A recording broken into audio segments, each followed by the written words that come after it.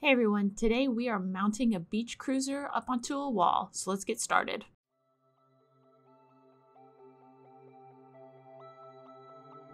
So the first thing we had to do, and that I didn't get a chance to film, was to make sure that this bike sat flat against the wall, was we had to turn the handlebars 90 degrees, and you can see how they're not straight on right there. And we had to remove one of the pedals, and it's the pedal that's against the wall so you can't see it. You're going to need a large hex wrench to turn your handlebars. There's like a little nut inside of the handlebars that one of those will just fit into, and you can turn it, pivot your handlebars, and then tighten it again. And then to remove the pedals, it was kind of a bare a little bit. It was really stuck on there. But all you really need is a 15mm box wrench and just really force it to get it loose. So we decided to mount this bike onto, there's one already on there, but those iron pipes, they're shelving brackets. I just got them from Home Depot. I just got 2. And so what we were doing there was my husband was holding up the bike, and I would locate one of the studs, and he's pointing at it right there. And then while he was holding the bike, I would put the shelving bracket on the wall and kind of on the bike where we wanted it to sit, and then mark the holes with a pencil. And so then that way he could take it down and we could like kind of flush out where the holes would be, and I'm just making them darker right there. Thank you, Nick, for standing in the way. But all I'm doing is I'm making the holes darker so I can see them.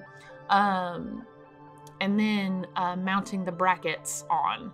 And that right there, that my husband's so lovingly displaying, is the insulation tape that I'm going to put on the brackets so that the metal on the bike and the metal on the brackets, they don't scratch each other. Anyway, so what I'm doing there in the back now is I'm pre-drilling pilot holes into the wall, right? Just where I've marked. And then also this pre-drilling helps you determine that you are in fact hitting a stud. And so if you're not, you can adjust your brackets accordingly and get them, he's so cute, and get them settled before actually mounting and having to remove screws or messing up the drywall too much. And really, only 2 out of 4 screws, at least on mine, are going to be in studs on each bracket, which is totally fine. That's absolutely okay. But it's because studs are, you know, the wide part isn't against the wall. It's the narrow part. It's the 1.5 inch side, right? But 2 studs is more than fine. These brackets can hold about 80 pounds each, which is more than enough for the bikes.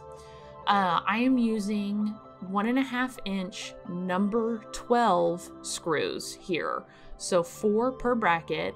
It's what the brackets on their like little label recommended, so it's pretty easy to pick them out. And then when you're pre-drilling, also just make sure you're pre-drilling an appropriately sized pilot hole, so not too big, which is more important, and then not too small.